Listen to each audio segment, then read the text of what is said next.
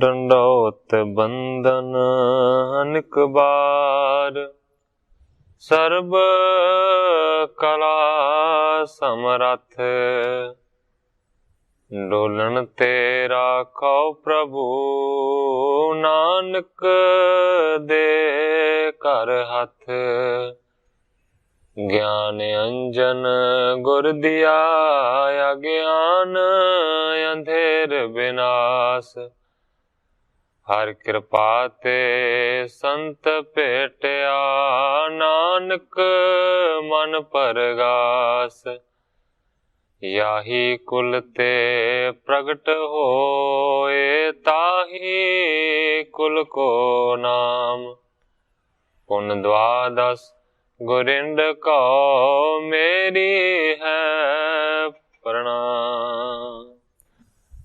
ਪਰਮ ਸਤਿਕਾਰਯੋਗ ਸਤਿਗੁਰੂ ਜੀ ਦੇ ਪਾਵਨ ਪਵਿੱਤਰ ਦਰਬਾਰ ਵਿੱਚ ਬੈਠੀ ਹੋਈ ਸਾਧ ਸੰਗਤ ਜੀਓ, ਆਪਣੀਆਂ ਮਨ ਬਿਰਤੀਆਂ ਨੂੰ ਇਕਾਗਰ ਕਰਨ ਦੇ ਲਈ, ਰਸਨਾ ਨੂੰ ਪਵਿੱਤਰ ਕਰਨ ਲਈ ਇੱਕ ਵਾਰੀ ਸਾਰੇ ਹੀ ਰਲ ਕੇ ਆਖੀਏ, ਧੰਨ ਸ੍ਰੀ ਸਤਿਗੁਰੂ ਜਗਜੀਤ ਸਿੰਘ ਸੱਚੇ ਪਾਤਸ਼ਾਹ।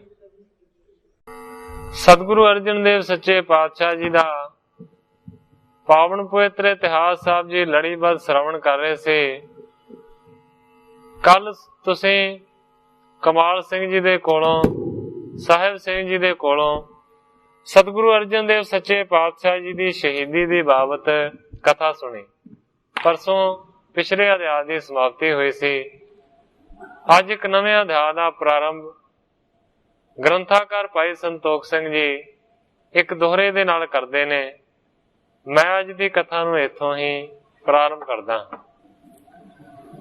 ਪੈੜਾ ਛੱਜਲ ਸਿੱਖ ਹੋ ਤੋ, ਸ੍ਰੀ ਸਤਿਗੁਰ ਕੇ ਪਾਸ, ਸੇਵੇ ਨਿਸ ਦਿਨ ਗੁਰਨ ਕੋ, ਸਿੱਖੀ ਹਿਰਦੈ ਪ੍ਰਕਾਸ਼। ਗ੍ਰੰਥਾਕਾਰ ਭਾਈ ਸੰਤੋਖ ਸਿੰਘ ਜੀ ਲਿਖਦੇ ਨੇ ਕਿ ਪੈੜਾ ਇੱਕ ਸਿੱਖ ਜਿਹੜਾ ਕਿ ਛੱਜਲ ਜਾਤੀ ਦਾ ਸੀ, ਉਹ ਸਤਿਗੁਰੂ ਅਰਜਨ ਦੇਵ ਸੱਚੇ ਪਾਤਸ਼ਾਹ ਜੀ ਦੇ ਹਜ਼ੂਰ ਰਹਿੰਦਾ ਸੀ। ਰਾਤ ਦਿਨ ਮਾਨੋ ਕਿ ਗੁਰੂ ਦੀ ਸੇਵਾ ਦੇ ਵਾਸਤੇ ਤਤਪਰ ਰਹਿੰਦਾ ਸੀ। ਔਰ ਉਸ ਪੈੜੇ ਦੇ ਮਨ ਦੇ ਅੰਦਰ, ਹਿਰਦੇ ਦੇ ਅੰਦਰ ਮਾਨੋ ਕਿ ਸਿੱਖੀ ਦਾ ਪ੍ਰਕਾਸ਼ ਸੀ। ਪੰਡਤ ਕਾਸ਼ੀ ਤੇ ਇਕ ਆਵਾ, ਸ੍ਰੀ ਅਰਜਨ ਸੋ ਪਾਸ ਟਿਕਾਵਾ। ਕਾਸ਼ੀ ਤੋਂ ਇੱਕ ਸ੍ਰੇਸ਼ਟ ਪੰਡਤ ਸਤਿਗੁਰੂ ਅਰਜਨ ਦੇਵ ਸੱਚੇ ਪਾਤਸ਼ਾਹ ਜੀ ਦੇ ਹਜ਼ੂਰ ਪਹੁੰਚਿਆ ਤੇ ਸਤਿਗੁਰੂ ਸੱਚੇ ਪਾਤਸ਼ਾਹ ਜੀ ਨੇ ਉਸ ਨੂੰ ਆਪਣੇ ਕੋਲ ਹੀ ਰੱਖ ਲਿਆ। ਕਰੈ ਕਾਮਨਾ ਬਿਪਰ ਬਿਸਾਲਾ, ਕਰੋ ਸੁਨਾਵਣ ਕਥਾ ਰਸਾਲਾ। ਕਿਉਂਕਿ ਪੰਡਤ ਬੜੀ ਵਿਦਿਆ ਪੜਿਆ ਹੋਇਆ ਸੀ, ਇਸ ਕਰਕੇ ਪੰਡਤ ਹਮੇਸ਼ਾ ਮਨ ਦੇ ਵਿੱਚ ਇਹ ਕਾਮਨਾ ਕਰਦਾ ਹੈ ਕਿ ਜੇਕਰ ਸਤਿਗੁਰੂ ਸੱਚੇ ਪਾਤਸ਼ਾਹ ਜੀ ਮੈਨੂੰ ਹੁਕਮ ਕਰਨ ਤੇ ਮੈਂ ਜਿਹੜੀ ਰਸੀਲੀ ਕਥਾ ਹੈ ਨਾ, ਉਹ ਸਤਿਗੁਰਾਂ ਨੂੰ ਸੁਣਾਵਾਂ। ਪਾਛੇ ਦਛਣਾ ਲੇਵੋ ਮੋਖ, ਦਹਿ ਗਿਆਨ ਰੋ ਸਤ ਸੰਤੋਖ। ਪੰਡਤ ਹਮੇਸ਼ਾ ਮਨ ਦੇ ਵਿੱਚ ਇਹ ਵਿਚਾਰਦਾ ਸੀ ਕਿ ਕਿਧਰੇ ਮੈਨੂੰ ਐਸਾ ਮੌਕਾ ਮਿਲੇ ਕਿ ਸਤਿਗੁਰੂ ਜੀ ਮੈਨੂੰ ਹੁਕਮ ਕਰਨ ਕਿ ਪੰਡਤ ਜੀ ਕਥਾ ਸੁਣਾਓ, ਤੇ ਫਿਰ ਮੈਂ ਕਥਾ ਸੁਣਾਵਾਂ ਤੇ ਫਿਰ ਦਛਨਾ ਦੇ ਬਦਲੇ ਸਤਿਗੁਰਾਂ ਤੋਂ ਮੋਕਸ਼ ਲੈ ਲਵਾਂ ਔਰ ਗਿਆਨ ਤੇ ਸਤ ਸੰਤੋਖ ਦੀ ਮੈਨੂੰ ਪ੍ਰਾਪਤੀ ਹੋਵੇ। ਪੰਡਤ ਹਮੇਸ਼ਾ ਇਹ ਵਿਚਾਰ ਸੋਚਦਾ ਰਹਿੰਦਾ ਸੀ। ਦਿਜ ਮਨ ਕੀ ਸਗਰੀ ਗੁਰ ਜਾਨੀ, ਰਾਖਿਓ ਨਿਕਟ ਰਹਿਓ ਸੁਖ ਮਾਨੀ। ਪੰਡਤ ਦੇ ਮਨ ਦੀ ਇਹ ਜਿਹੜੀ ਵਿਥਿਆ ਸੀ, ਉਹ ਸਤਿਗੁਰੂ ਅਰਜਨ ਦੇਵ ਸੱਚੇ ਪਾਤਸ਼ਾਹ ਜੀ ਨੇ ਸਾਰੀ ਦੀ ਸਾਰੀ ਜਾਣ ਲਈ ਤੇ ਪੰਡਤ ਨੂੰ ਆਪਣੇ ਲਾਗੇ ਹੀ ਟਿਕਾ ਕੇ ਰੱਖਿਆ। ਪੰਡਤ ਤੇ ਵੀ ਸੁਖ ਮੰਨ ਕੇ ਸਤਿਗੁਰਾਂ ਦੇ ਕੋਲ ਰਹਿਣ ਲੱਗਾ। ਕੇਤਕ ਮਾਸ ਬਿਤੇ ਜਬ ਪਾਸਾ, ਤਿਸੀ ਮਨੋਰਥ ਕੀ ਧਰ ਆਸਾ। ਗ੍ਰੰਥਾਕਾਰ ਭਾਈ ਸੰਤੋਖ ਸਿੰਘ ਜੀ ਲਿਖਦੇ ਨੇ ਕਿ ਇਸੇ ਤਰੀਕੇ ਦੇ ਨਾਲ ਬਹੁਤ ਸਾਰੇ ਮਹੀਨੇ ਬਤੀਤ ਹੋ ਗਏ। ਪੰਡਤ ਨੂੰ ਸਤਿਗੁਰਾਂ ਦੇ ਕੋਲ ਰਹਿੰਦਿਆਂ ਰਹਿੰਦਿਆਂ ਉਹਦੇ ਮਨ ਦਾ ਜਿਹੜਾ ਮਨੋਰਥ ਸੀ ਕਥਾ ਕਰਨ ਦਾ, ਉਸ ਦੀ ਆਸ਼ਾ ਨੂੰ ਸਤਿਗੁਰਾਂ ਨੇ ਧਾਰਨ ਕੀਤਾ। ਪੁਨ ਸ੍ਰੀ ਗੁਰ ਕਹਿ ਕਥਾ ਅਲਾਵੋ, वेदन की उपनिषद सुनावो।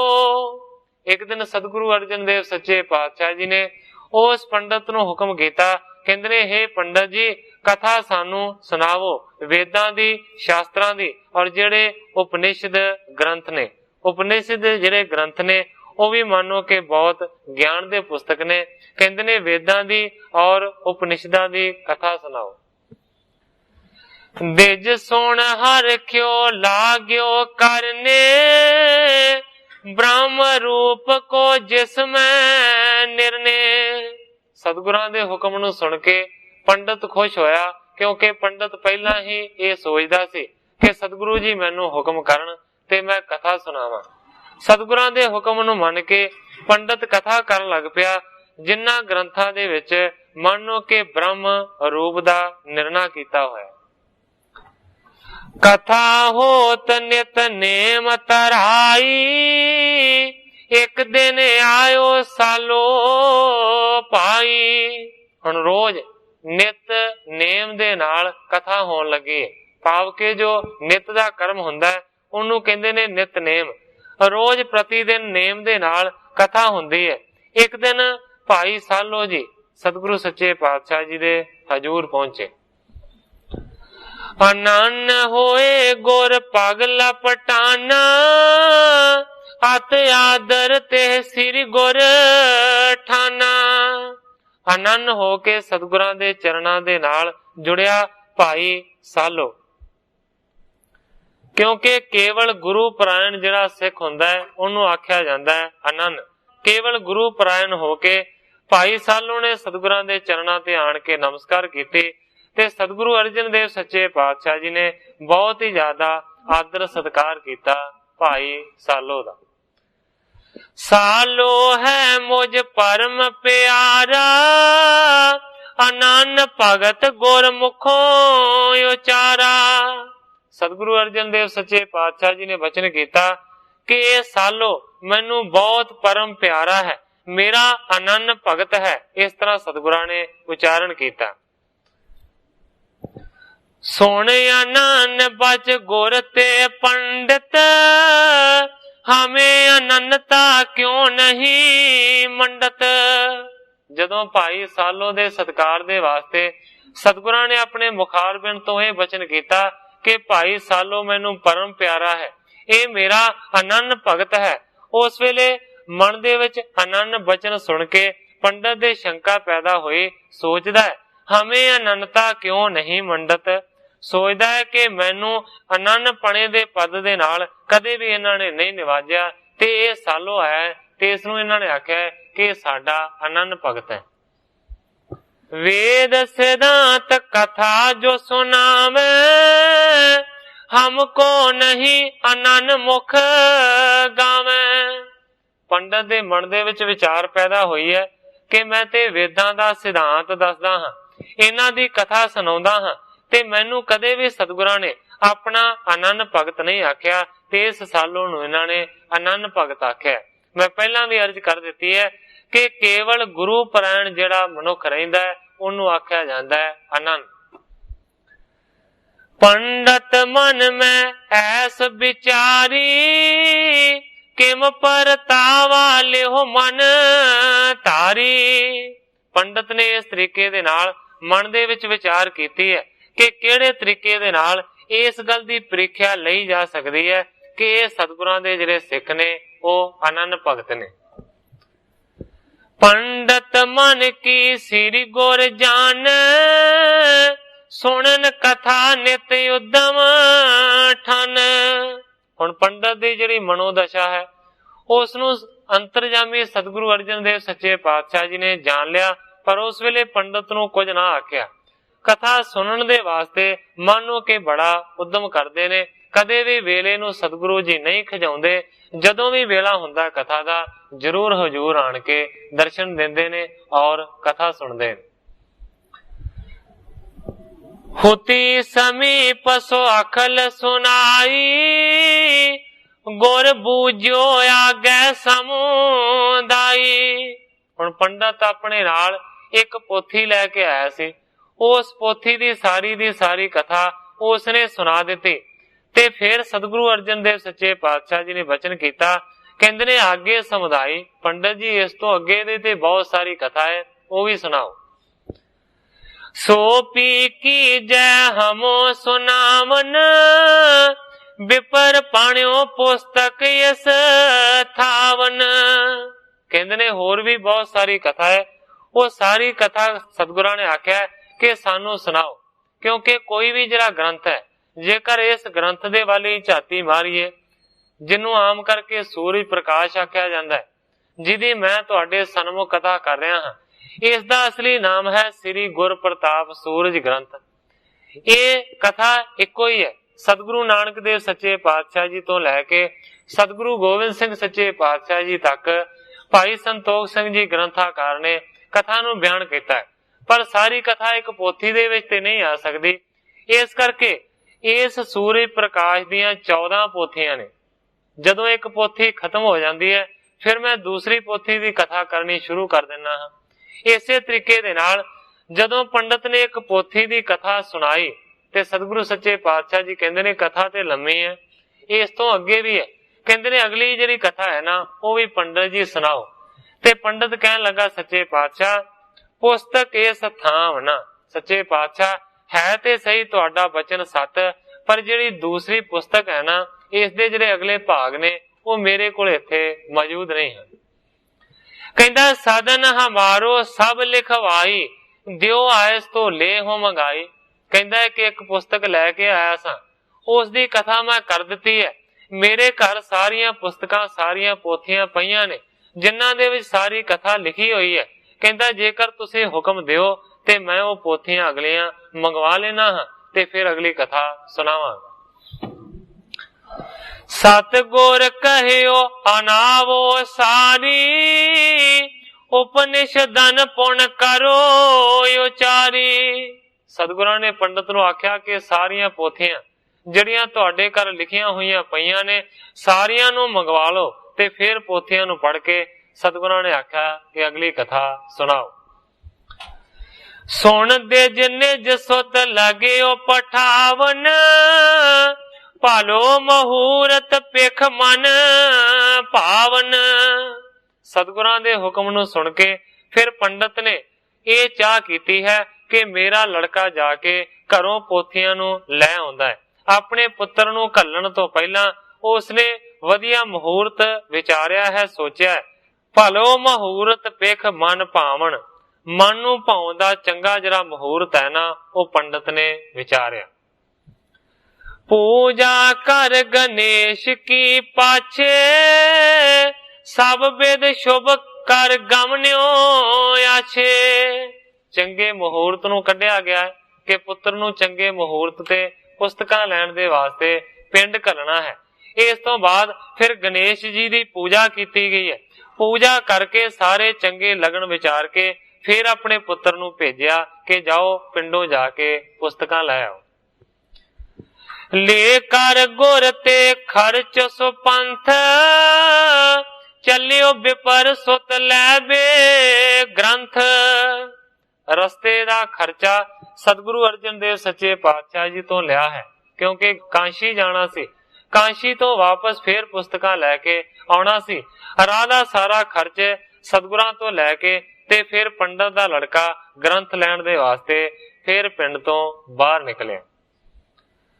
खर सन मुख होए दाए बाए, शब्द करियो अपशगन दिखाए। जदों ही पंडित दा लड़का पिंड दे विचों बाहर निकलिया ते अगे गधा मिलिया, खोता मिलिया, जिन्ने खब्बे ते सज्जे पासियों दोवां पासियां तो बोला कीता। दोवें पासियां तो गधा बोलिया ते मानो कि इस नूं बहुत वड्डा अपशगन मन्निया पंडित ने, क्योंकि जिहड़े शगन ते अपशगन दी विचार करते ने उन्हां दे वास्ते बहुत सारे शगन हुंदे ने, बहुत सारे अपशगन मन्ने जांदे ने। जिस तरह के पहला भी मैं एक दिन अर्ज कीती सी कि जेकर घरों चलन लग्या पिछों कोई आवाज मार देवे ਤੇ ਵੱਡਾ ਅਪਸ਼ਗਨ ਮੰਨਿਆ ਜਾਂਦਾ ਹੈ ਕਿ ਵਿੱਚੋਂ ਪਿੱਛੋਂ ਆਵਾਜ਼ ਕਿਉਂ ਮਾਰੀ, ਜੁੱਤੀ ਨੂੰ ਝਾੜ ਕੇ ਫੇਰ ਤੁਰ ਪੈਂਦੇ ਨੇ ਜਿਹੜੇ ਸ਼ਗਨ ਤੇ ਅਪਸ਼ਗਨਾਂ ਦੀ ਵਿਚਾਰ ਕਰਦੇ ਨੇ। ਇਸੇ ਤਰੀਕੇ ਦੇ ਨਾਲ ਘਰੋਂ ਨਿਕਲਦਿਆਂ ਸਾਰ ਜੇ ਕੋਈ ਪਾਣੀ ਭਰ ਕੇ ਆ ਰਿਹਾ ਹੋਵੇ, ਭਰੇ ਭਾਂਡੇ ਦੇ ਨਾਲ ਮਿਲ ਜਾਵੇ ਜਾਂ ਫਿਰ ਦੁੱਧ ਲੈ ਕੇ ਮਿਲ ਜਾਵੇ ਤੇ ਚੰਗਾ ਸ਼ਗਨ ਮੰਨਿਆ ਜਾਂਦਾ ਹੈ। ਪਰ ਜੇਕਰ ਅੱਗੋਂ ਕੋਈ ਬਾਲਣ ਲੈ ਕੇ ਮਿਲ ਜਾਵੇ ਤੇ ਇਸ ਨੂੰ ਬਹੁਤ ਵੱਡਾ ਅਪਸ਼ਗਨ ਮੰਨਿਆ ਜਾਂਦਾ ਹੈ। ਇਸੇ ਤਰੀਕੇ ਦੇ ਨਾਲ ਮਨੁੱਖ ਦੇ ਅੰਗਾਂ ਦੇ ਫਰਕਣ ਦੇ ਨਾਲ ਵੀ ਸ਼ਗਨ ਤੇ ਅਪਸ਼ਗਨ ਵਿਚਾਰੇ ਜਾਂਦੇ ਨੇ। ਮਨੁੱਖ ਦਾ ਜੇਕਰ ਸੱਜਾ ਅੰਗ ਫਰਕੇ ਤੇ ਚੰਗਾ ਮੰਨਿਆ ਜਾਂਦਾ ਹੈ, ਇਸਤਰੀ ਦਾ ਜੇਕਰ ਖੱਬਾ ਅੰਗ ਫਰਕੇ ਤੇ ਉਸ ਨੂੰ ਚੰਗਾ ਮੰਨਿਆ ਜਾਂਦਾ ਹੈ। ਜੇਕਰ ਇਸਤਰੀ ਦਾ ਸੱਜਾ ਅੰਗ ਫਰਕਦਾ ਹੈ, ਅੱਖ ਫਰਕਦੀ ਹੈ ਤੇ ਮਾੜੀ ਗਿਣੀ ਜਾਂਦੀ ਹੈ। ਇਸੇ ਤਰੀਕੇ ਦੇ ਨਾਲ ਮਨੁੱਖ ਦੀ ਜੇਕਰ ਖੱਬੀ ਅੱਖ ਫਰਕਦੀ ਹੈ ਤੇ ਉਸ ਨੂੰ ਮਾੜਾ ਗਿਣਿਆ ਜਾਂਦਾ ਹੈ। ਖੱਬਾ ਕੋਈ ਵੀ ਅੰਗ ਫਰਕੇ ਮਾੜਾ ਗਿਣਿਆ ਜਾਂਦਾ ਹੈ। ਮੇਰਾ ਸਿਰਫ ਕਹਿਣ ਤੋਂ ਭਾਵ ਹੈ ਕਿ ਬਹੁਤ ਸਾਰੇ ਸ਼ਗਨ ਅਪਸ਼ਗਨ ਨੇ। ਹੁਣ ਵੱਡਾ ਅਪਸ਼ਗਨ ਪੈਦਾ ਹੋ ਗਿਆ ਜਿਸ ਨੂੰ ਪੰਡਤ ਦੇ ਲੜਕੇ ਨੇ ਮੰਨਿਆ ਕਿ ਪਿੰਡੋਂ ਜਦੋਂ ਹੀ ਬਾਹਰ ਨਿਕਲਿਆ ਤੇ ਅੱਗੋਂ ਖੋਤਾ ਮਿਲਿਆ ਤੇ ਉਸਨੇ ਖੱਬੇ ਪਾਸਿਓਂ ਵੀ ਆਵਾਜ਼ ਕੀਤੀ ਤੇ ਸੱਜੇ ਪਾਸਿਓਂ ਵੀ ਆਵਾਜ਼ ਕੀਤੀ। ਹਟ ਆਇਓ ਤਬ ਸ੍ਰੀ ਗੁਰ ਸੁਣਿਓ, ਵਿਪਰ ਬੁਲਾਏ ਬਾਕ ਬਰ ਭਨਿਓ। ਤੇ ਪੰਡਤ ਦਾ ਲੜਕਾ ਉਸੇ ਵੇਲੇ ਵਾਪਸ ਆ ਗਿਆ। ਸਤਿਗੁਰੂ ਅਰਜਨ ਦੇਵ ਸੱਚੇ ਪਾਤਸ਼ਾਹ ਜੀ ਨੂੰ ਪਤਾ ਲੱਗਾ ਕਿ ਜਿਹੜਾ ਪੰਡਤ ਦਾ ਲੜਕਾ ਗ੍ਰੰਥ ਲੈਣ ਦੇ ਵਾਸਤੇ ਕਾਂਸ਼ੀ ਜਾ ਰਿਹਾ ਸੀ ਉਹ ਨਹੀਂ ਗਿਆ, ਉਹ ਰਸਤੇ ਦੇ ਵਿੱਚੋਂ ਹੀ ਵਾਪਸ ਮੁੜ ਪਿਆ। ਸਤਿਗੁਰੂ ਸੱਚੇ ਪਾਤਸ਼ਾਹ ਜੀ ਨੇ ਸਾਰੀ ਗੱਲ ਨੂੰ ਸੁਣਿਆ ਤੇ ਫਿਰ ਪੰਡਤ ਨੂੰ ਬੁਲਾ ਕੇ ਸਤਿਗੁਰਾਂ ਨੇ ਇੰਜ ਆਖਿਆ, ਕਹਿੰਦੇ ਨੇ ਭਗਤ ਅਨੰਨ ਕਹਾਵਤ ਪੰਡਤ ਖਰਤੇ ਯਾਤਰਾ ਕੀਨ ਸਖੰਡਤ। ਸਤਿਗੁਰੂ ਅਰਜਨ ਦੇਵ ਸੱਚੇ ਪਾਤਸ਼ਾਹ ਜੀ ਉਸ ਪੰਡਤ ਨੂੰ ਕਹਿੰਦੇ ਨੇ ਪੰਡਤ ਜੀ ਆਪਣੇ ਆਪ ਨੂੰ ਤੁਸੀਂ ਇਹ ਚਾਹੁੰਦੇ ਹੋ ਕਿ ਮੈਨੂੰ ਅਨੰਨ ਆਖਿਆ ਜਾਵੇ, ਅਨੰਨ ਭਗਤ ਆਖਿਆ ਜਾਵੇ, ਆਪਣੇ ਆਪ ਨੂੰ ਅਨੰਨ ਭਗਤ ਕਹਾਉਣਾ ਚਾਹੁੰਦੇ ਹੋ, ਪਰ ਖਰਤੇ ਯਾਤਰਾ ਕੀਨ ਸਖੰਡਤ, ਪਰ ਖੋਤੇ ਦੇ ਬੋਲਣ ਦੇ ਨਾਲ ਉਸ ਦੇ ਸ਼ਬਦ ਦੇ ਨਾਲ ਤੁਸੀਂ ਯਾਤਰਾ ਹੀ ਖੰਡਤ ਕਰ ਦਿੱਤੀ। ਤੇਰਾ ਪੁੱਤਰ ਰਾਹ ਦੇ ਵਿੱਚੋਂ ਹੀ ਮੁੜ ਆਇਆ ਕਿ ਅੱਗੋਂ ਖੋਤਾ ਮਿਲਿਆ, ਖੋਤਾ ਬੋਲਿਆ, ਵੱਡਾ ਅਪਸ਼ਗਨ। ਗਣਪਤ ਆਦ ਪੰਚਾਂਗ ਮਨਾਏ, ਤਿੰਨ ਪਰ ਨਿਹਚਾ ਨਹੀਂ ਟਿਕਾਏ। ਸਤਿਗੁਰੂ ਜੀ ਕਹਿੰਦੇ ਨੇ ਤੂੰ ਮੁਹੂਰਤ ਕੱਢਿਆ, ਮੁਹੂਰਤ ਸੋਧਿਆ, ਫਿਰ ਇਸ ਤੋਂ ਇਲਾਵਾ ਗਣੇਸ਼ ਦੀ ਵੀ ਪੂਜਾ ਕੀਤੀ, ਪਰ ਤੈਨੂੰ ਗਣੇਸ਼ ਦੀ ਪੂਜਾ ਦੇ ਉੱਤੇ ਵੀ ਨਿਚਾ ਨਹੀਂ ਆਇਆ। ਤੇਰਾ ਮਨ ਜਿਹੜਾ ਹੈ ਨਾ ਉਸ ਗੱਲ ਦੇ ਉੱਤੇ ਵੀ ਨਹੀਂ ਖਲੋਤਾ। ਸਿੱਖ ਅਨੰਨ ਭਗਤ ਹੈ ਮੇਰੇ, ਜੇ ਨਾ ਪ੍ਰਤੀਤ ਲਿਹੋ ਅਬ ਹੇਰੇ। ਸਤਿਗੁਰੂ ਅਰਜਨ ਦੇਵ ਸੱਚੇ ਪਾਤਸ਼ਾਹ ਜੀ ਕਹਿੰਦੇ ਨੇ ਪੰਡਤ ਜੀ ਜਿਹੜੇ ਲਗਨ ਮੁਹੂਰਤ ਦੀ ਵਿਚਾਰ ਕਰਦੇ ਨੇ, ਜਿਹੜੇ ਸ਼ਗਨ ਤੇ ਅਪਸ਼ਗਨ ਨੂੰ ਮੰਨਦੇ ਨੇ, ਉਹ ਕਦੇ ਅਨੰਨ ਭਗਤ ਨਹੀਂ ਆਖੇ ਜਾ ਸਕਦੇ। ਸਤਿਗੁਰੂ ਅਰਜਨ ਦੇਵ ਸੱਚੇ ਪਾਤਸ਼ਾਹ ਜੀ ਕਹਿੰਦੇ ਨੇ ਦਰਅਸਲ ਮੇਰੇ ਜਿਹੜੇ ਸਿੱਖ ਨੇ ਨਾ ਉਹਨਾਂ ਨੂੰ ਅਨੰਨ ਭਗਤ ਆਖਿਆ ਜਾ ਸਕਦਾ ਹੈ ਜੇ ਨਾ ਪ੍ਰਤੀਤ ਲਿਹੋ ਹਵ ਹੇਰੇ। ਕਹਿੰਦੇ ਨੇ ਪੰਡਤ ਜੀ ਜੇਕਰ ਮੇਰੀ ਗੱਲ ਦੇ ਉੱਤੇ ਯਕੀਨ ਨਹੀਂ ਹੁੰਦਾ ਤੇ ਮੈਂ ਤੁਹਾਨੂੰ ਦਿਖਾ ਦਿੰਦਾ ਹਾਂ ਕਿ ਕਿਹੜੇ ਤਰੀਕੇ ਦੇ ਨਾਲ ਮੇਰੇ ਭਗਤ ਅਨੰਨ ਨੇ। ਪੈੜੇ ਕੋ ਬੁਲਵਾਏ ਕਰ ਪਾਨਿਓ, ਦੇਸ਼ ਸੰਗਲਾ ਦੀਪ ਜੇ ਸੁਣਿਓ। ਉਸੇ ਵੇਲੇ ਪੈੜੇ ਸਿੱਖ ਨੂੰ ਸਤਿਗੁਰੂ ਅਰਜਨ ਦੇਵ ਸੱਚੇ ਪਾਤਸ਼ਾਹ ਜੀ ਨੇ ਆਪਣੇ ਕੋਲ ਬੁਲਾਇਆ। ਪੈੜੇ ਸਿੱਖ ਦੋ ਹੋਏ ਨੇ।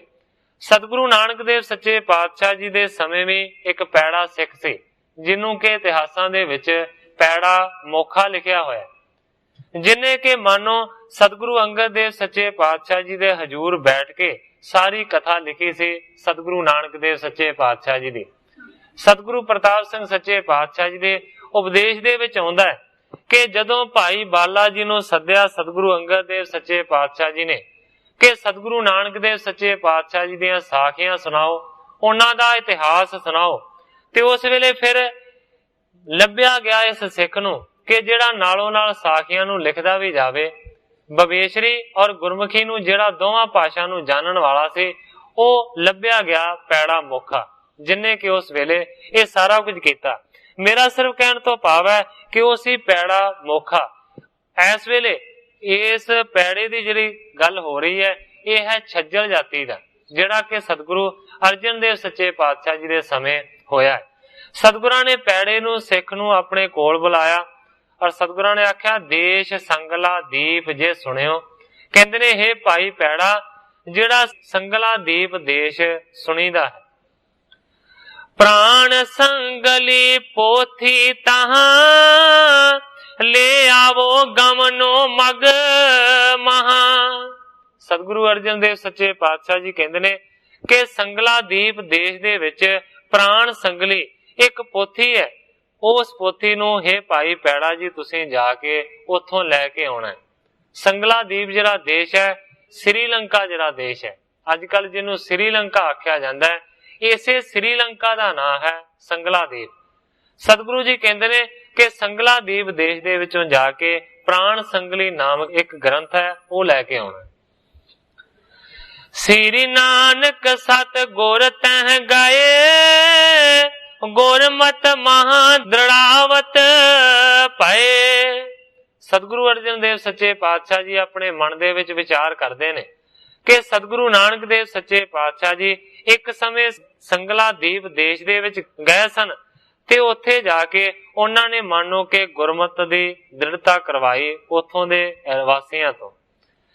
ਨਿਰਪਤ ਸਹਿਤ ਨਰ ਦੇਸ਼ ਤਿਸੀ ਕੇ, ਸਿੱਖੀ ਧਾਰਨ ਕੀਨ ਸਨੀਕੇ। ਸੰਗਲਾ ਦੀਪ ਦੇਸ਼ ਦੇ ਰਾਜੇ ਨੇ ਔਰ ਉੱਥੋਂ ਦੀ ਸਾਰੀ ਪ੍ਰਜਾ ਨੇ ਮੰਨੋ ਕਿ ਸਤਿਗੁਰੂ ਨਾਨਕ ਦੇਵ ਸੱਚੇ ਪਾਤਸ਼ਾਹ ਜੀ ਦੀ ਸਿੱਖੀ ਨੂੰ ਚੰਗੇ ਤਰੀਕੇ ਦੇ ਨਾਲ ਧਾਰਨ ਕੀਤਾ ਸੀ। ਸ੍ਰੀ ਨਾਨਕ ਕੀ ਕਿਰਪਾ ਬਿਸਾਲਾ, ਸਤਨਾਮ ਦੇ ਕਰੇ ਨਿਹਾਲਾ। ਸਤਿਗੁਰੂ ਅਰਜਨ ਦੇਵ ਸੱਚੇ ਪਾਤਸ਼ਾਹ ਜੀ ਆਪਣੇ ਮਨ ਦੇ ਵਿੱਚ ਵਿਚਾਰ ਕਰਦੇ ਨੇ ਕਿ ਸਤਿਗੁਰੂ ਨਾਨਕ ਦੇਵ ਸੱਚੇ ਪਾਤਸ਼ਾਹ ਜੀ ਨੇ ਵੱਡੀ ਕਿਰਪਾ ਕੀਤੀ ਉਸ ਦੇਸ਼ ਦੇ ਉੱਤੇ ਤੇ ਸੱਚਾ ਪਰਮੇਸ਼ਰ ਦਾ ਨਾਮ ਦੇ ਕੇ ਸਾਰਿਆਂ ਨੂੰ ਨਿਹਾਲ ਕੀਤਾ। ਜਿਮ ਤਹਿ ਗਏ ਕਰੀ ਜਿਮ ਲੀਲਾ, ਜਿਮ ਉਪਦੇਸ਼ੋ ਨਿਰਪਤ ਸੁਸ਼ੀਲਾ। ਜਿਹੜੇ ਤਰੀਕੇ ਦੇ ਨਾਲ ਸਤਿਗੁਰੂ ਨਾਨਕ ਦੇਵ ਸੱਚੇ ਪਾਤਸ਼ਾਹ ਜੀ ਸੰਗਲਾ ਦੀਪ ਟਾਪੂ ਤੇ ਪਹੁੰਚੇ, ਜਿਹੜੇ ਤਰੀਕੇ ਦੇ ਨਾਲ ਉੱਥੇ ਜਾ ਕੇ ਲੀਲਾ ਕੀਤੀ, ਕੌਤਕ ਕੀਤੇ, ਜਿਹੜੇ ਤਰੀਕੇ ਦੇ ਨਾਲ ਉਸ ਸੁਸ਼ੀਲ ਚੰਗੀ ਮਤ ਵਾਲੇ ਰਾਜੇ ਨੂੰ ਉਪਦੇਸ਼ ਕੀਤਾ। ਤਹਾਂ ਪ੍ਰਸੰਗ ਸਕਲ ਇਹ ਜਾਨੋ, ਪ੍ਰਾਣ ਸੰਗਲੀ ਰਚਨ ਮਹਾਨੋ। ਸੋਚਦੇ ਨੇ ਸਤਿਗੁਰੂ ਅੰਗਦ ਦੇਵ ਸੱਚੇ ਪਾਤਸ਼ਾਹ ਜੀ ਉੱਥੋਂ ਦੇ ਸਾਰੇ ਇਹ ਪ੍ਰਸੰਗ ਨੇ ਪ੍ਰਾਣ ਸੰਗਲੀ ਰਚਨ ਮਹਾਨੋ। ਔਰ ਪ੍ਰਾਣ ਸੰਗਲੀ ਜਿਹੜਾ ਗ੍ਰੰਥ ਹੈ ਨਾ, ਇਹ ਵੀ ਉੱਥੋਂ ਦੀ ਰਚਨਾ ਹੈ। ਹਮਰੋ ਸਿੱਖ ਆਵੈ ਤਿਸ ਦੀਜੈ, ਤਬ ਲਗੇ ਹਾਂ ਰਾਖਬੋ ਕੀਜੈ।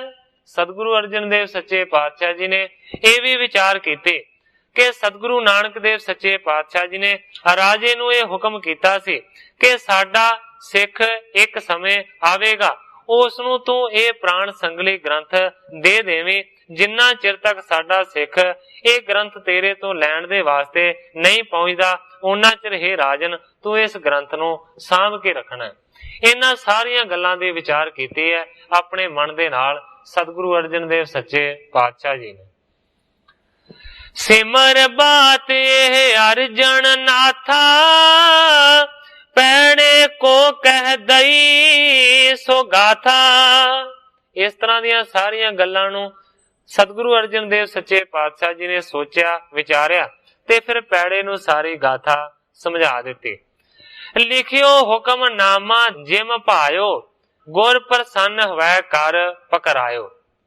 ਸਤਿਗੁਰੂ ਅਰਜਨ ਦੇਵ ਸੱਚੇ ਪਾਤਸ਼ਾਹ ਜੀ ਨੇ ਆਪਣੇ ਹਸਤ ਕਮਲਾਂ ਦੇ ਨਾਲ ਇੱਕ ਹੁਕਮਨਾਮਾ ਲਿਖਿਆ। ਜੋ ਕੁਝ ਉਹਨਾਂ ਦਾ ਲਿਖਣ ਦਾ ਜੀ ਕੀਤਾ ਉਹ ਹੁਕਮਨਾਮੇ ਦੇ ਵਿੱਚ ਲਿਖਿਆ ਤੇ ਪ੍ਰਸੰਨ ਹੋ ਕੇ ਉਸ ਹੁਕਮਨਾਮੇ ਨੂੰ ਆਪਣੇ ਹੱਥ ਦੇ ਵਿੱਚ ਪੈੜੇ ਨੇ ਫੜ ਲਿਆ।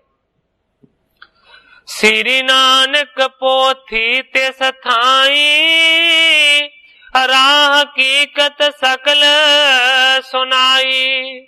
ਸਤਿਗੁਰਾਂ ਨੇ ਹੁਕਮਨਾਮਾ ਦੇ ਕੇ ਆਖਿਆ ਪੈੜੇ ਨੂੰ, ਕਹਿੰਦੇ ਨੇ ਕਿ ਸਤਿਗੁਰੂ ਨਾਨਕ ਦੇਵ ਸੱਚੇ ਪਾਤਸ਼ਾਹ ਜੀ ਦੀ ਉੱਥੇ ਪੋਥੀ ਹੈ ਤੇ ਉਹ ਤੂੰ ਲੈ ਕੇ ਆਉਣੀ ਹੈ। ਰਾਹ ਦੀ ਸਾਰੀ ਜਿਹੜੀ ਹਕੀਕਤ ਸੀ ਨਾ ਉਹ ਸੁਣਾਈ।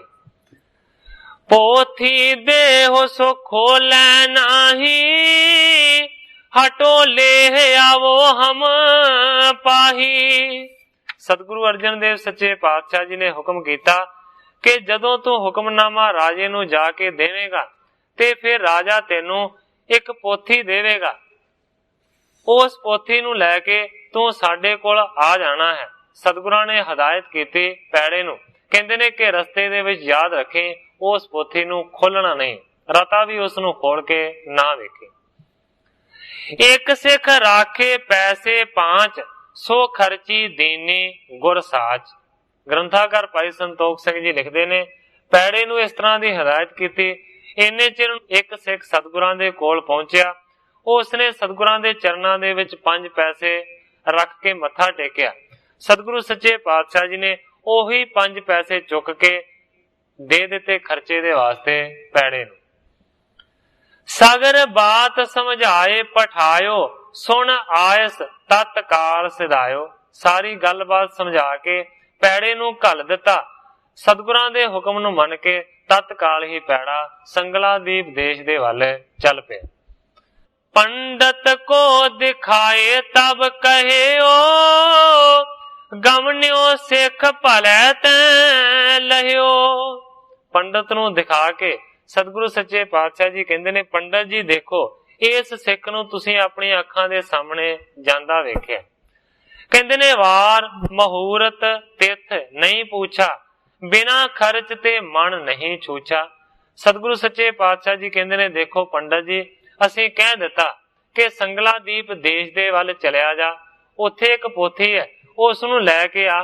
ਪਰ ਕਹਿੰਦੇ ਨੇ ਇਸ ਨੇ ਜਾਣ ਲੱਗੇ ਕੋਈ ਇਹ ਵਿਚਾਰ ਨਹੀਂ ਕੀਤੀ ਕਿ ਅੱਜ ਦਿਨ ਕਿਹੜਾ ਹੈ, ਕਿਉਂਕਿ ਆਮ ਤੌਰ ਤੇ ਇਹ ਵੀ ਧਿਆਨ ਦੇਣ ਦੀ ਲੋੜ ਹੈ ਕਿ ਜਿਹੜੇ ਸ਼ਗਨ ਤੇ ਅਪਸ਼ਗਨ ਨੂੰ ਮੰਨਦੇ ਨੇ ਉਹ ਵੀਰਵਾਰ ਵਾਲੇ ਦਿਨ ਕਦੇ ਵੀ ਘਰੋਂ ਪੈਰ ਨਹੀਂ ਪੁੱਟਦੇ।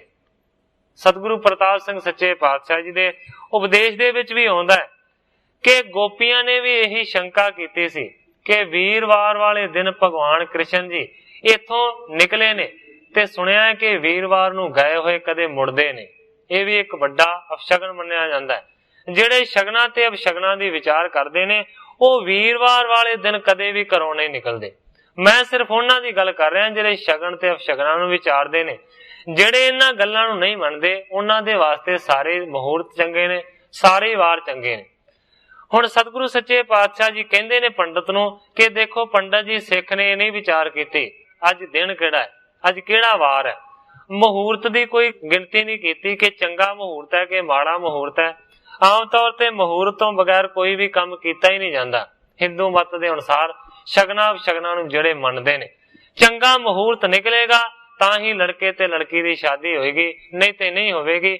ਜੇਕਰ ਚੰਗਾ ਮੁਹੂਰਤ 5 ਸਾਲਾਂ ਬਾਅਦ ਨਿਕਲਦਾ ਹੋਵੇ ਤੇ 5 ਸਾਲ ਬਾਅਦ ਹੀ ਵਿਆਹ ਹੋਵੇਗਾ।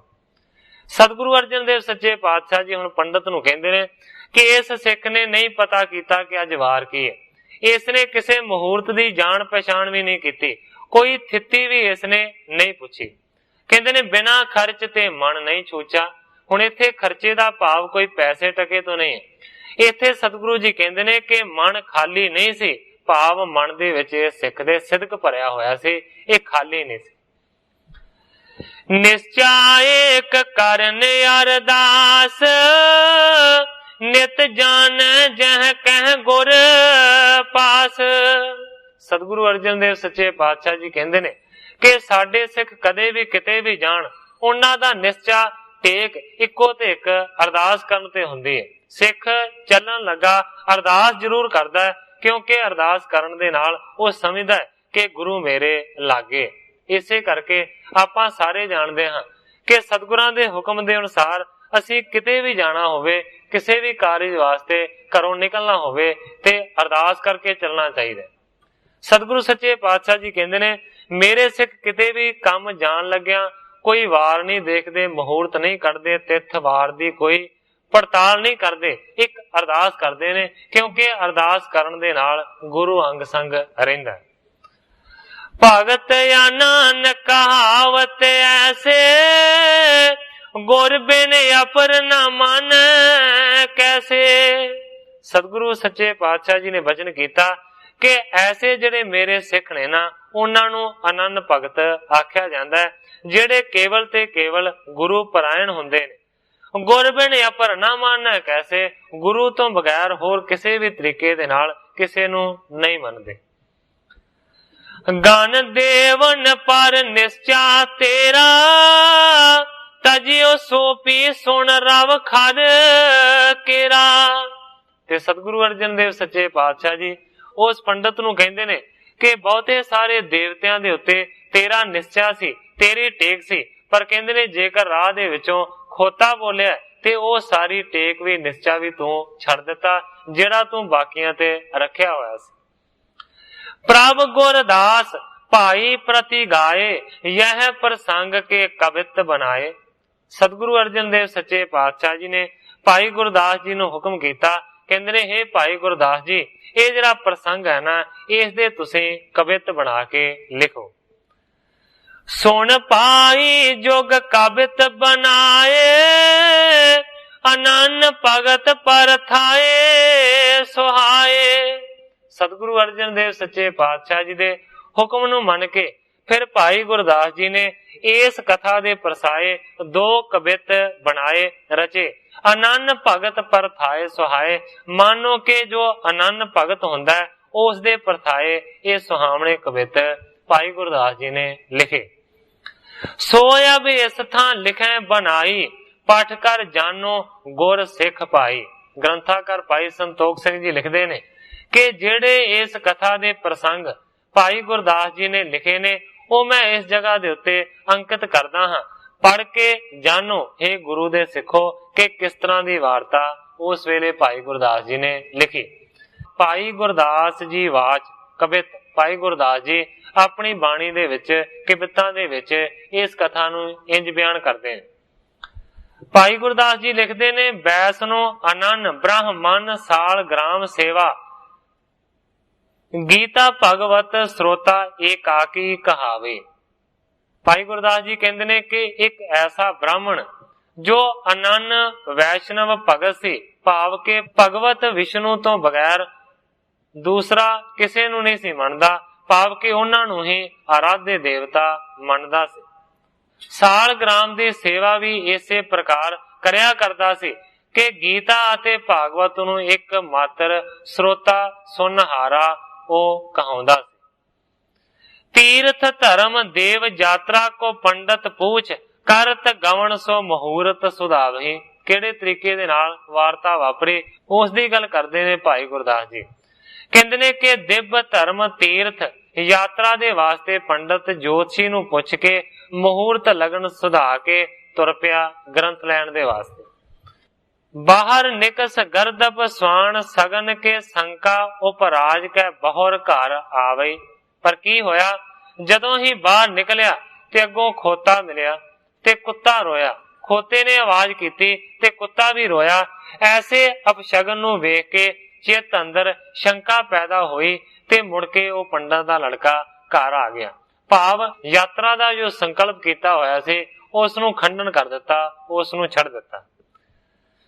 पति व्रत गह रह सकत ना एका टेक, दुबदा अछत ना परम पद पावही। अगे भाई गुरदास जी कहंदे ने कि आ हाल है आन देव अनंद सेवकां दा, जो दुचित्ती दे मौजूद रहन कारण परम पद नूं प्राप्त नहीं हो सकते। जिन्ना गुरु देव सेवकां ने सिੱਖੀ भाव रूप पति व्रता वाली प्रतिज्ञा नूं तां धारण कीता होवे, पर ਉਹ एक मात्र टेक नूं ग्रहण ना करन, ਉਹ भी दुविधा वाले होण कारण परम पद नूं प्राप्त कदे नहीं कर सकते। गुर सिख संगत मिलाप को प्रताप ऐसो, पति व्रत टेक एक दुविधा निवारी है। अगे भाई गुरदास जी लिखते ने कि गुरु सिख संगत का महात्म इहो जिहा है कि पति व्रत सिੱਖੀ भाव वाले वर्त प्राण नूं धार के भाव इको गुरु महाराज दी टेक लैके दुचित्ती संसे तौखले आदि दी बाण नूं दूर कर दिंदे ने। ऐसे सिख जिहड़े अनंद भगत हुंदे ने। पूछत ना जोतक और वेद थित वार कछु, गृह और निछत्र की ना शंका और तारही। भाई गुरदास जी कहते ने कि गुरु दा सिख ना तां किसे कारज आरंभन लग्या जोतशी नूं पुछदा है ते ना ही वेद्यां दी परीक्षा पाउंदा है। भाव थित वार आदि पुछ पड़ताल वो कदे नहीं करता। ऐसा ਸਿੱਖ ਨੌਵਾਂ ਗ੍ਰਹਿਾਂ ਅਤੇ ਨਛੱਤਰਾਂ ਆਦਿਕ ਦੀ ਸ਼ੰਕਾ ਤੋਂ ਵੀ ਆਪਣੇ ਚਿੱਤ ਨੂੰ ਦੂਰ ਰੱਖਦਾ ਹੈ। ਜਾਣ ਤਨ ਸਗਨ ਲਗਨ ਆਣ ਦੇਵ ਸੇਵ ਸ਼ਬਦ ਸੁਰਤ ਲਿਵ ਨੇਹ ਨਿਰੰਕਾਰੀ ਹੈ। ਅੱਗੇ ਲਿਖਦੇ ਨੇ ਭਾਈ ਗੁਰਦਾਸ ਜੀ ਕਿ ਉਹ ਸ਼ਗਨ ਲਗਨ ਕੁਛ ਨਹੀਂ ਜਾਣਦਾ ਤੇ ਨਾ ਹੀ ਆਣ ਦੇਵਾਂ ਦੀ ਸੇਵਨ ਨੂੰ ਮੰਨਦਾ ਹੈ। ਉਸ ਦਾ ਤਾਂ ਸ਼ਬਦ ਵਿਖੇ ਸੁਰਤੀ ਦੀ ਲਿਵ ਲਾਉਣ ਮਾਤਰ ਨਾਲ ਹੀ ਪਿਆਰ ਹੁੰਦਾ ਹੈ। ਉਹ ਨਿਰੰਕਾਰੀ ਪਰਾਇਣ ਰਹਿਣ ਵਾਲਾ ਸਿੱਖ ਹੁੰਦਾ ਹੈ। ਸਿੱਖ ਸੰਤ ਬਾਲਕ ਸ੍ਰੀ ਗੁਰੂ ਪ੍ਰਤਪਾਲਕ ਹੋਏ ਜੀਵਨ ਮੁਕਤ ਗਤੀ ਬ੍ਰਹਮ ਵਿਚਾਰੀ ਹੈ। ਅਖੀਰਲੀ ਪੰਕਤੀ ਦੇ ਵਿੱਚ ਭਾਈ ਗੁਰਦਾਸ ਜੀ ਲਿਖਦੇ ਨੇ ਕਿ ਇਸੇ ਕਰਕੇ ਇਸ ਤਰ੍ਹਾਂ ਸਮਝੋ ਕਿ ਸਿੱਖ ਸੰਤ ਬਾਲਕ ਹਨ, ਭਾਵ ਕੇ ਬੱਚੇ ਹਨ ਤੇ ਸਤਿਗੁਰੂ ਦੇਵ ਮਾਤਾ ਪਿਤਾ ਬਣ ਕੇ ਇਹਨਾਂ ਨੂੰ ਬ੍ਰਹਮ ਵਿਚਾਰ ਸਿਖਾਉਂਦੇ ਹਨ ਤੇ ਜੀਵਨ ਮੁਕਤੀ ਪਦਵੀ ਇਹਨਾਂ ਨੂੰ ਪ੍ਰਾਪਤ ਕਰਾਉਂਦੇ ਹਨ। ਇਸ ਤਰੀਕੇ ਦੇ ਨਾਲ ਦੋ ਕਵਿਤ ਭਾਈ ਗੁਰਦਾਸ ਜੀ ਨੇ ਇਸ ਪ੍ਰਸੰਗ ਦੇ ਬਾਬਤ ਰਚੇ। ਨਿਰਨੈ ਕਰ ਦਿਜ ਨੇ ਤਬ ਜਾਣੇ ਬਾਕ ਜਥਾਰਤ ਆਪ ਬਖਾਨੇ। ਨਿਰਣਾ ਕਰਕੇ ਪੰਡਤ ਨੇ ਇਸ ਗੱਲ ਨੂੰ ਜਾਣ ਲਿਆ ਤੇ ਕਹਿੰਦਾ ਹੈ ਹੱਥ ਜੋੜ ਕੇ ਪੰਡਤ ਕਿ ਸੱਚੇ ਪਾਤਸ਼ਾਹ ਇਹ ਯਥਾਰਥ ਬਚਨ ਤੁਸੀਂ ਬਿਆਨ ਕੀਤੇ ਨੇ, ਸੱਚੀ ਗੱਲ ਕੀਤੀ ਹੈ। ਸ਼ਾਂਤ ਭਈ ਸੁਣ ਗੁਰ ਰਵ ਦਿਜ ਕੋ ਬਹੁਰ ਨ ਸੰਸਾ ਪ੍ਰਾਪਤ ਰਿਦ ਕੋ। ਸਤਿਗੁਰਾਂ ਦੇ ਬਚਨਾਂ ਨੂੰ ਸੁਣ ਕੇ, ਉਹਨਾਂ ਦੀ ਸਿੱਖਿਆ ਨੂੰ ਸੁਣ ਕੇ ਪੰਡਤ ਦੇ ਮਨ ਦੇ ਅੰਦਰ ਸ਼ਾਂਤੀ ਪੈਦਾ ਹੋਈ ਤੇ ਕਵੀ ਜੀ ਲਿਖਦੇ ਨੇ ਬਹੁਰ ਨ ਸੰਸਾ ਪ੍ਰਾਪਤ ਰਿਦ ਕੋ।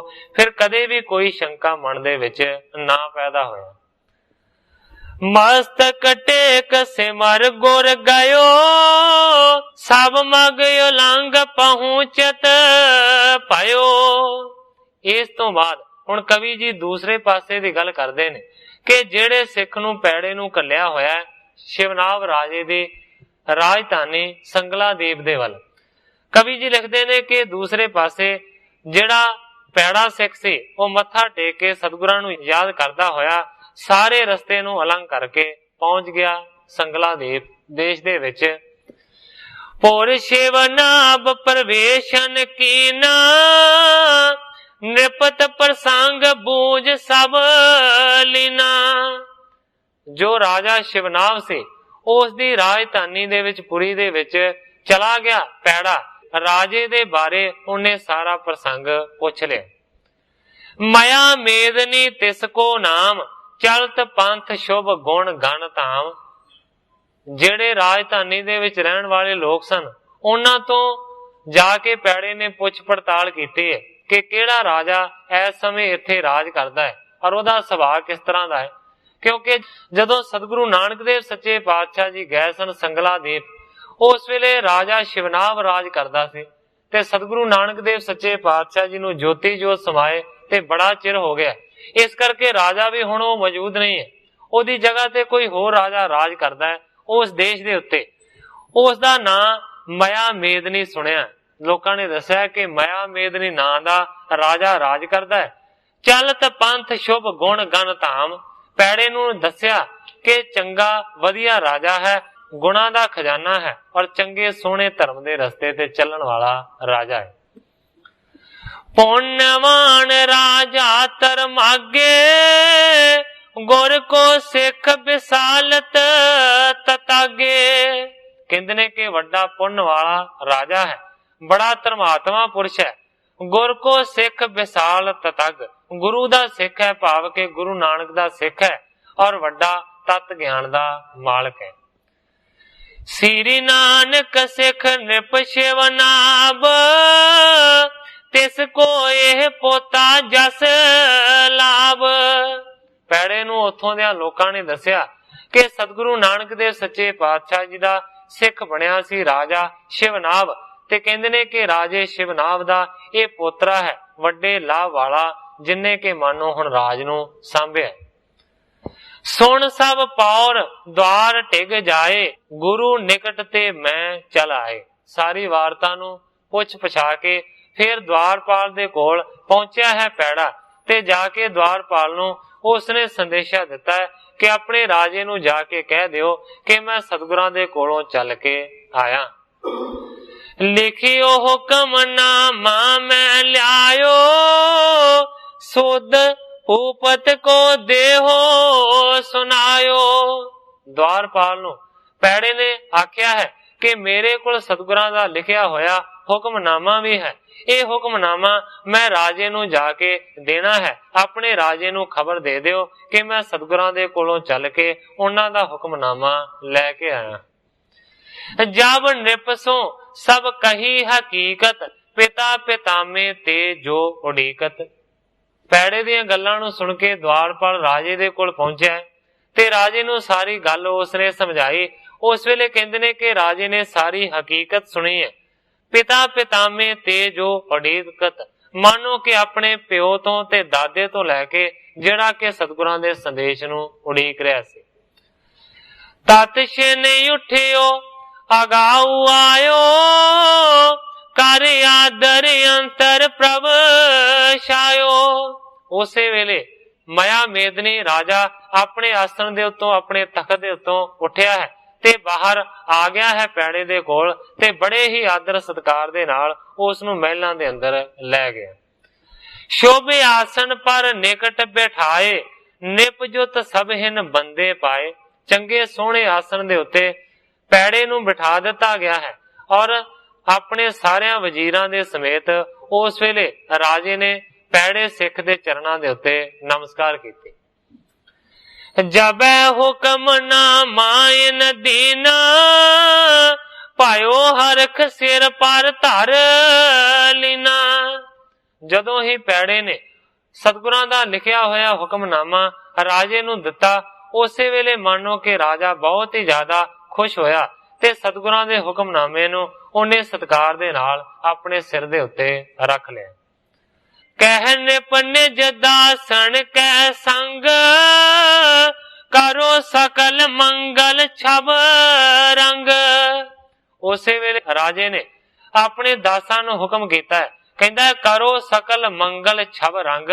कहंदा कि हर एक प्रकार दे नाल मंगल कीते जाण, खुशियां मनाईयां जाण रंगां रंगां दियां। नगर बिखे सब को कह दीजै, बहुत भांत के उत्सव कीजै। ਕਹਿੰਦਾ ਕਿ ਸਾਰੇ ਨਗਰ ਦੇ ਵਿੱਚ ਇਹ ਢੰਡੋਰਾ ਪਿਟਵਾ ਦਿੱਤਾ ਜਾਵੇ ਕਿ ਜਗ੍ਹਾ ਜਗ੍ਹਾ ਦੇ ਉੱਤੇ ਹਰ ਇੱਕ ਘਰ ਦੇ ਵਿੱਚ ਮਾਨੋ ਕਿ ਖੁਸ਼ੀਆਂ ਦੇ ਜਿਹੜੇ ਉਤਸਵ ਨੇ ਨਾ ਉਹ ਕੀਤੇ ਜਾਣ। ਲਗ ਦੁੰਦਵ ਆਦਿਕ ਬਜ ਬਾਜੇ, ਬੰਧਨਵਾਰ ਫੂਲ ਦਰਵਾਜੇ। ਛੋਟੇ ਤੇ ਵੱਡੇ ਧੌਂਸੇ ਵਜਾਏ ਜਾਣ ਖੁਸ਼ੀ ਦੇ ਨਾਲ। ਮੇਰੇ ਰਾਜ ਦੇ ਵਿੱਚ ਜਿੰਨੀ ਵੀ ਪ੍ਰਜਾ ਵਸਦੀ ਹੈ ਹਰ ਇੱਕ ਦੇ ਘਰ ਦੇ ਦਰਵਾਜੇ ਦੇ ਉੱਤੇ ਮਾਨੋ ਕਿ ਫੁੱਲਾਂ ਦੇ ਤੇ ਪੱਤਿਆਂ ਦੇ ਹਾਰ ਪਰੋ ਕੇ ਬੰਧਨਵਾਰਾਂ ਬੰਨ੍ਹੀਆਂ ਜਾਣ। ਸਭ ਪੁਰ ਕੇ ਨਰ ਲਏ ਅਕੋਰ, ਆਏ ਨਿਪਟਿਗ ਤਬ ਕਰ ਜੋਰ। ਇਸ ਤੋਂ ਇਲਾਵਾ ਰਾਜੇ ਨੇ ਇਹ ਵੀ ਹੁਕਮ ਕੀਤਾ ਹੈ ਕਿ ਜਿੰਨੀ ਵੀ ਮੇਰੇ ਰਾਜ ਦੇ ਵਿੱਚ ਪ੍ਰਜਾ ਵਸਦੀ ਹੈ ਉਹ ਸਾਰੀ ਦੀ ਸਾਰੀ ਆਪੋ ਆਪਣੀ ਭੇਟਾ ਲੈ ਕੇ ਮੇਰੇ ਦਰਬਾਰ ਦੇ ਵਿੱਚ ਪਹੁੰਚੇ, ਕਿਉਂਕਿ ਸਤਿਗੁਰਾਂ ਦਾ ਭੇਜਿਆ ਹੋਇਆ ਸਿੱਖ ਆਇਆ ਹੈ। ਸਾਰੇ ਆਣ ਕੇ ਉਹਦੇ ਚਰਨਾਂ ਦੇ ਉੱਤੇ ਭੇਟਾ ਰੱਖ ਰੱਖ ਕੇ ਨਮਸਕਾਰਾਂ ਕਰੋ। ਉਸ ਵੇਲੇ ਫਿਰ ਰਾਜੇ ਦੇ ਹੁਕਮ ਨੂੰ ਮੰਨ ਕੇ ਅਨੇਕਾਂ ਪ੍ਰਕਾਰ ਦੀਆਂ ਭੇਟਾਂ ਲੈ ਕੇ ਲੋਕ ਪਹੁੰਚੇ ਨੇ ਰਾਜੇ ਦੇ ਕੋਲ। ਕਰਿਓ ਤਿਹਾਵਲ ਬ੍ਰਿੰਦ ਅਨਾਇਓ, ਬਹੁ ਸੁਗੰਧ ਫੂਲਣ ਬਰਸਾਇਓ। ਰਾਜੇ ਦੇ ਹੁਕਮ ਦੇ ਨਾਲ ਬਹੁਤ ਸਾਰਾ ਕੜਾਹ ਪ੍ਰਸ਼ਾਦ ਤਿਆਰ ਕੀਤਾ ਗਿਆ। ਫਿਰ ਉਸ ਨੂੰ ਦਰਬਾਰ ਦੇ ਵਿੱਚ ਲਿਆਂਦਾ ਗਿਆ। ਬਹੁਤੇ ਸੁਗੰਧੀ ਵਾਲੇ ਜਿਹੜੇ ਫੁੱਲ ਸੀ ਨਾ ਉਹ ਪੈੜੇ ਦੇ ਉੱਤੇ ਵਰਸਾਏ ਗਏ। ਨਾਰਨ ਹਜ਼ਾਰਨ ਮੈਂ ਨਿਪ ਲੈ ਕੇ, ਪਠਿਓ ਹੁਕਮਨਾਮਾ ਸੁਖ ਪੈ ਕੇ। ਫਿਰ ਹਜ਼ਾਰਾਂ ਲੱਖਾਂ ਲੋਕਾਂ ਦੀ ਭੀੜ ਦੇ ਵਿੱਚ ਰਾਜੇ ਨੇ ਹੁਕਮਨਾਮੇ ਨੂੰ ਖੋਲਿਆ ਤੇ ਸਾਰਿਆਂ ਨੂੰ ਸੁਣਾ ਕੇ ਫਿਰ ਹੁਕਮਨਾਮਾ ਰਾਜੇ ਨੇ ਪੜਿਆ। ਧੂਪ ਤੁਖਾਵਤ ਸੰਖ ਬਜਾਏ, ਬਹੁ ਸੁਗੰਧ ਚੰਦਨ ਚਰ ਚਾਏ। ਹੁਕਮਨਾਮਾ ਪੜਨ ਤੋਂ ਪਹਿਲਾਂ ਧੂਪ ਦਿਖਾਈ ਗਈ ਹੈ, ਬੜੇ ਸੰਖ ਵਜਾਏ ਗਏ ਨੇ ਔਰ ਚੰਦਨ ਵਰਗੀਆਂ ਸੁਗੰਧੀਦਾਰ ਜਿਹੜੀਆਂ ਚੀਜ਼ਾਂ ਨੇ ਨਾ ਉਹਨਾਂ ਦਾ ਛਿੜਕਾਅ ਕੀਤਾ ਗਿਆ। ਪੈੜੇ ਸਿੱਖ ਕੋ ਦੇਖਣ ਕੀਜੈ, ਪ੍ਰਾਣ ਸੰਗਲੀ ਇਸ ਕੋ ਦੀਜੈ। ਉਸ ਹੁਕਮਨਾਮੇ ਦੇ ਵਿੱਚ ਸਤਿਗੁਰਾਂ ਨੇ ਇਹ ਬਚਨ ਲਿਖੇ ਹੋਏ ਸਨ ਕਿ ਇਹ ਜਿਹੜਾ ਪੈੜਾ ਸਿੱਖ ਹੈ ਇਸ ਨੂੰ ਦੇਖ ਕੇ ਤੇ ਪ੍ਰਾਣ ਸੰਗਲੀ ਇਸ ਨੂੰ ਦੇ ਦੇ। पाठ सुन के सब ही हर खाए, भांत भांत की भेंट चढ़ाए। हुक्मनामे नूं पढ़ के राजा भी खुश होया, राजे दी सारी प्रजा भी खुश हुई है। ते उस वेले मानो कि भांत भांत दियां भेंटां उस वेले चरना दे विच पैड़ा सिख दे रखियां गईयां। कह लग करो उत्साह सो करियो, दर्शन जन सतगुरु निहारियो। ग्रंथाकार भाई संतोख सिंह जी लिखते ने कि किन्नियां को खुशियां मनाईयां गईयां, किन्ना क सारियां दे मन दे विच उत्साह पैदा होया। कवि जी कहंदे ने कित्थों तक बयान करां। दर्शन जन सतगुरु निहारियो, मानो कि पैड़े दा दर्शन उन्हां ने इस तरीके दे नाल कीता है कि जिवें सतगुरु नानक देव सच्चे पातशाह जी स्वयं ही उन्हां दे कोल आ गए होण। सिखी रीत देख कर तहां, अचरज सहत सो पैड़ा रहा। जदों इस तरीके दे नाल सिੱਖੀ दी रीति नूं देखिया पैड़े ने ते बहुत ही ज्यादा हैरान होया। धन गुरु नानक निर्धारियो, अवनी मंडल सगल उधारियो। पैड़ा मन दे विच सोचदा है कि धन सन सतगुरु नानक देव सच्चे पातशाह जी, जिन्हां ने मानो कि धरती दे सारे मंडल दा उधार कीता। केतक दिन रह सब सुख पाए, पुन चल बेहित बाक अलाए। कुछ कु दिन सुख दे नाल राजे दे कोल पैड़ा सिख रहा ते फिर थोड़े दिनां तो बाद जान दी उसने वापस गल कीती। बहु मोली वथ निरपनै दीनी, प्राण संगली सौंपण कीनी। बहुत वड मुलियां जिहड़ियां चीजां सी ਉਹ राजे ने भेटा दे वास्ते दित्तियां ने ते इस तो इलावा जिहड़ा प्राण संगली ग्रंथ है ना वो भी सौंप दिता।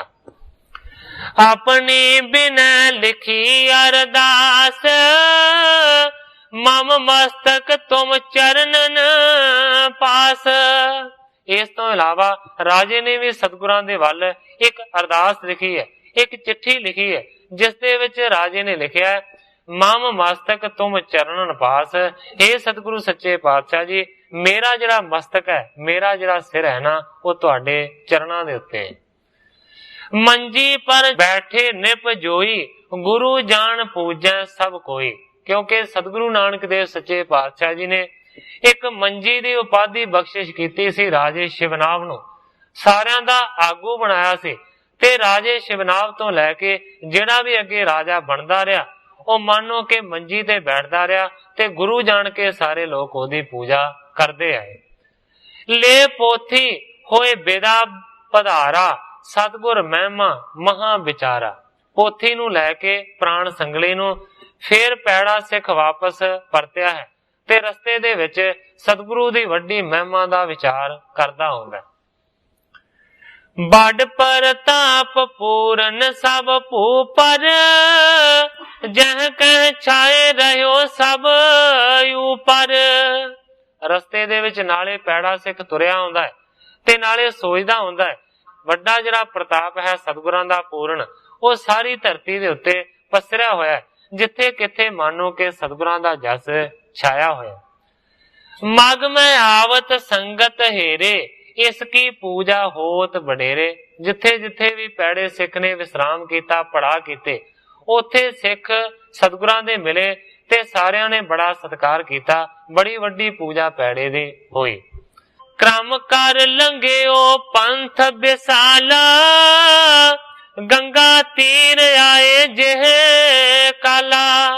इसे तरीके दे नाल हौली हौली रस्ते नूं तय करदा गया, बहुत वड्डा पैंडा तय कर लिया। आखिरकार चलदियां चलदियां गंगा दे किनारे दे उत्ते पहुंच गए। एक साधता को तब देखा, सिर पोथी लख अचरज पेखा।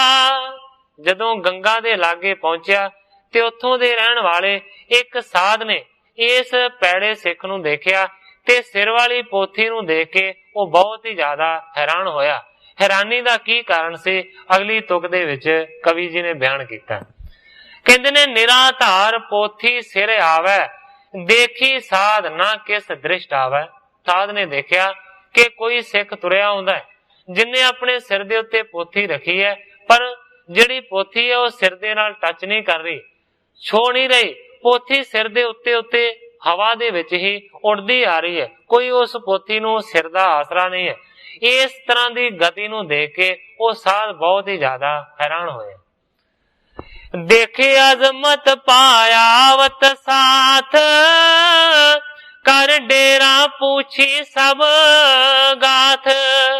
जदों साध ने देखा कि पोथी सिर दे नाल छो नहीं रही, तां भी उपर हवा दे विच उड़दी आ रही है, उस वेले फिर मन दे विच विचार कीती साध ने कि जां ते इस सिख दे विच कोई इन्नी करामात है कि अपनी करामात दे नाल ये पोथी नूं किसे नूं उड़ाई आउंदा है, ते जां फिर पोथी दे विच इन्नी करामात है कि पोथी सिर दे नाल छुंदी तक ने उपर उपर चली आउंदी है।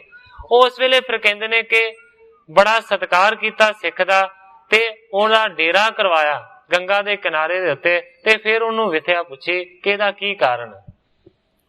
कौन हो तुम कहते आए, कैसे पोथी देओ दिखाए।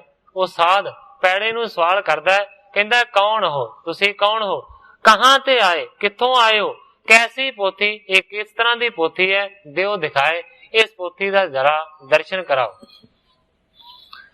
करो कृपा मोहे साधु जान, मैं आयो दर्शन इच ठान। पैड़े नूं अर्ज कीती है वो साध ने, कहंदा कि मैं साधु हां, गंगा दे किनारे ते रहिंदा हां, और कहंदा है कि मैं इस पोथी दे दर्शन करना चाहुंदा हां, यही मेरे मन दे विच इच्छा है, किरपा करके तुसीं इस पोथी दे मैनूं दर्शन करा दिओ। सुन कर पैड़ा बिनती ठानी, सिंगल दीप ते पोथी आनी। सुन के पैड़े सिख ने फिर आख्या, कहंदा कि संगला दीप तो मैं इस पोथी नूं लैके आया। कहंदा अमृत सर गुर अर्जन धीर, चल देखो तुम तिनके तीर। कहंदा कि संगला दीप तो पोथी मैं लैके आया हां, और अमृतसर लैके सतगुरु अर्जन देव सच्चे पातशाह जी दे चरणां दे विच मैं पहुंचना है। कहंदा कि जेकर तुसीं पोथी दे दर्शन करने चाहुंदे हो ते मेरे नाल चलो, सतगुरु जी इस पोथी नूं खोलणगे ते फिर ही दर्शन हो सकणगे। गोरे आज्ञा मुझ खोलो नाही, या ते तुम पे बिनती प्राही। पैड़े सिख ने उस नूं आख्या कि सतगुरां दा मैनू हुक्म है कि रस्ते दे विच मैं इस पोथी नूं किसी भी प्रकार दे नाल ना खोलां, इस करके पोथी नूं मैं खोल नहीं सकदा ते तुहानूं दर्शन नहीं करा सकदा। इस करके मैं बेनती कीती है कि जे दर्शन करने ने मेरे नाल चलो, अमृतसर पोथी नूं लैके पहुंचांगा, गुरु जी इस नूं खोलणगे, फिर तुसीं भी दर्शन कर लिओ ते मैं भी देख लांगा। सुन बच साध हृदय अस ठानी, चल देखो गुरु के निकटाने। साध नूं जदों पैड़े सिख ने इस तरह दे बचन आखे ते साध मन गया, मन दे विच विचार कीती कि चलो कोई गल नहीं, मैं भी नाल ही चलदा हां ते गुरु दे दरबार दे विच गुरु दे हजूर ही मैं इस नूं देखांगा। निस्बतीत कर प्रात शनाने, गंग मात पद बंद सिधाने। रात नूं उत्थे बतीत कीता, अगली सवेर दोवें उठे ने, इशनान पानी कीता है ते फिर गंगा माता नूं आराधदा होया वो साध भी पैड़े दे नाल चल पिया। पैड़ा साध जुगल चल आवे, मग में चर्चा कर बिगसावे।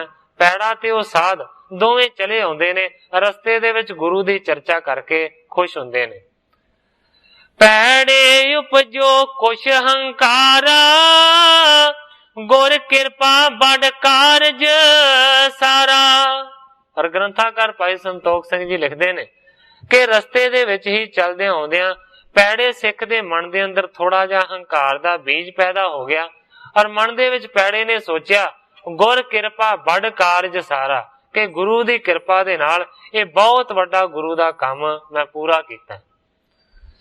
आन सोदा सर डेरा ठाना, पैड़ा अपने धाम सिधाना।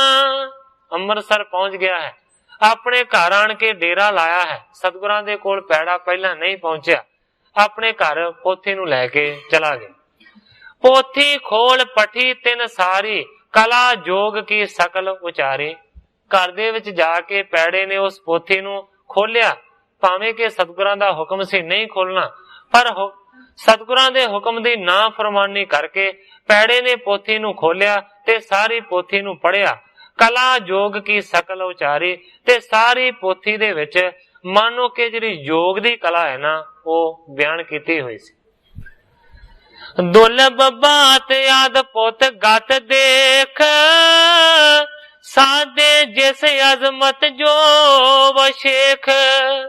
दुर्लभ चीजां मानो के मिलन वालियां सन, जड़ियां के अद्भुत सन। साधे जिस अजमत जो वशेख, ऐसे आसन ऐसे जोग दे रस्ते उस पोथी दे विच लिखे हुए सन। जेकर उन्हां दी साधना कीती जावे ते बहुत वड्डियां करामातां मिल सकदियां सन। ऐसी जोग दी वो पुस्तक सी प्राण संगली। प्रभ माया ते चित परमायस, कुछ प्रसंग निज सदन दुरायस। प्रभु ने पैड़े सिख दे उत्ते ऐसी माया पा दिती कि ओदा मन भरम गया। कुछ प्रसंग निज सदन दुरायस, उस पोथी दे विचों जिहड़े कीमती वधिया प्रसंग सन, जिन्हां दे विच मानो कि योग दी विशेष रूप दे विच सिੱਖਿਆ ਦਿੱਤੀ ਹੋਈ ਸੀ, ਜਿਹੜੀ ਸਿੱਖਿਆ ਨੂੰ ਧਾਰਨ ਕਰਨ ਦੇ ਨਾਲ ਵੱਡੀਆਂ ਕਰਾਮਾਤਾਂ ਅਜਮਤਾਂ ਆ ਸਕਦੀਆਂ ਸਨ, ਉਹ ਜਿਹੜੇ ਚੋਣੇ ਪ੍ਰਸੰਗ ਸੀ ਨਾ ਉਹ ਪੈੜੇ ਨੇ ਪੋਥੀ ਦੇ ਵਿੱਚੋਂ ਵੱਖਰੇ ਕਰਕੇ ਬਾਹਰ ਕੱਢੇ। गुर पद आन बंदना कीन, पोथी भेटा पाती दीन। उसने चंगे चंगे प्रसंग जिन्हां नूं पढ़ के जिन्हां दी कमाई करके योग दी साधना हो सकती सी, उन्हां प्रसंगां नूं कढ के अपने घर लुका के रख लिया। ते अगली जदों ही सवेर हुई ते ओह जिहड़ी प्राण संगली पोथी सी ओह सतगुरु अर्जन देव सच्चे पातशाह जी दे चरनां दे विच भेटा कर दित्ती। सो साध संगत जी, समय की समाप्ति है। किहड़े तरीके दे नाल सतगुरु अर्जन देव सच्चे पातशाह जी पोथी पढ़नगे ते फिर की उस पोथी का निर्णय होवेगा। जिस तरह ग्रंथाकार भाई संतोख सिंह जी इस कथा नूं अगे बयान करनगे, मैं उसे तरह साध संगत दे सन्मुख अर्ज करांगा। अगे जो सतगुरु सच्चे पातशाह जी दी रजा होवेगी उसे तरह वरते गया जिन्नियां ही अर्जां करदा होया मैं इत्थे ही कथा नूं विश्राम दे के सारी साध संगत तों खिमा दा याचक। हे अच्युत हे पार ब्रह्म अविनाशी अगनास, हे पूरन हे सर्ब में दुख पंजन गुणतास। हे संगी हे निरंकार, हे निर्गुण सब टेक। हे गोबिंद हे गुण निदान, जाके सदा विवेक। हे अपरंपर हर हरे, है पी होवनहार। हे संतह कै सदा संग, ने धारा आधार। हे ठाकुर हो दास रो, मैं निर्गुण गुण नहीं कोय। नानक दीजै नाम दान, राखो ही है परोय। याही कुल ते प्रगट होय, ताही कुल को नाम। पुन द्वादश गोरिंद को मेरी है प्रणाम।